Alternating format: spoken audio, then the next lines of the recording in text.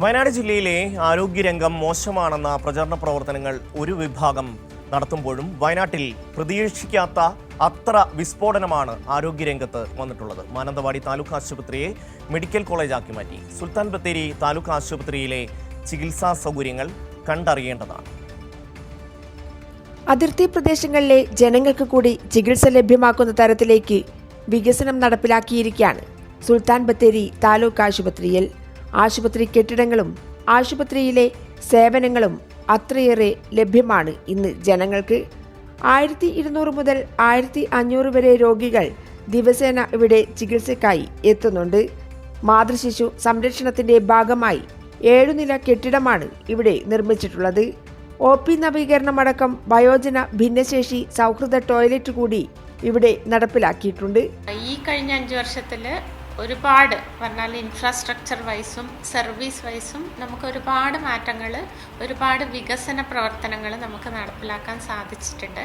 പിന്നെ വയോജന ഭിന്നശേഷി സൗഹൃദപരമായിട്ടുള്ള ടോയ്ലറ്റ് സംവിധാനങ്ങൾ, അതുപോലെ കുടിവെള്ള സംവിധാനങ്ങൾ ഒരുക്കാൻ സാധിച്ചിട്ടുണ്ട്. പിന്നെ പുതിയ 2023 പുതിയ മെറ്റേണൽ ആൻഡ് ചൈൽഡ് വിങ്, അതൊരു 7 നില കെട്ടിടം നമുക്ക് കൺസ്ട്രക്ഷൻ കംപ്ലീറ്റ് ആയിട്ടുണ്ട്.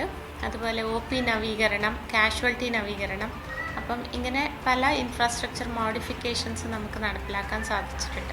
15ാം ധനകാര്യ കമ്മീഷൻ ഗ്രാന്റ് ഉപയോഗിച്ച് ജീവിതശൈലി രോഗം മുൻകൂട്ടി കണ്ടെത്താനുള്ള സംവിധാനങ്ങളും ഏർപ്പെടുത്തി.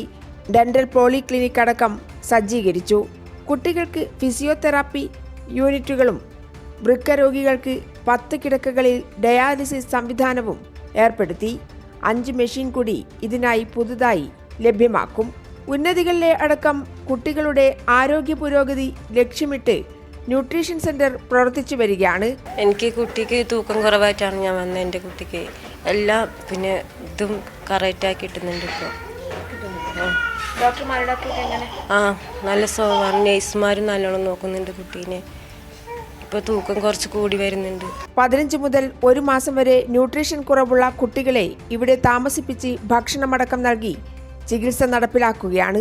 കേരളത്തിൽ ഇംപേഷ്യന്റ് സൗകര്യത്തോടെ NRC നടപ്പിലാക്കുന്ന ഏക ആശുപത്രിയും സുൽത്താൻ ബത്തേരി ആശുപത്രിയാണ് എന്നുള്ളതാണ് മറ്റൊരു പ്രത്യേകത.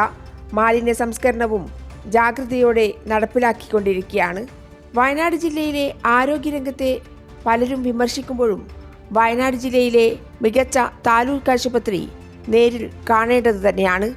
ക്യാമറമാൻ അനിൽ കല്യാശ്ശേരിക്കൊപ്പം PB ജോഷില, വയനാട്.